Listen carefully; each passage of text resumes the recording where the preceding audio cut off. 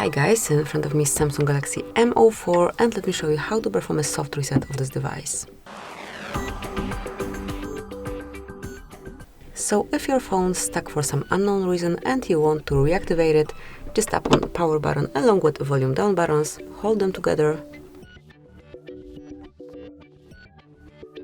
keep holding,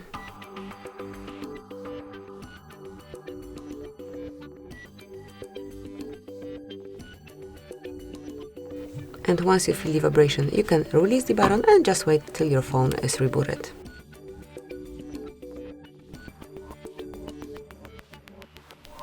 And that's it, that will be all. As you can see now, you can smoothly unlock it and use it in a normal way.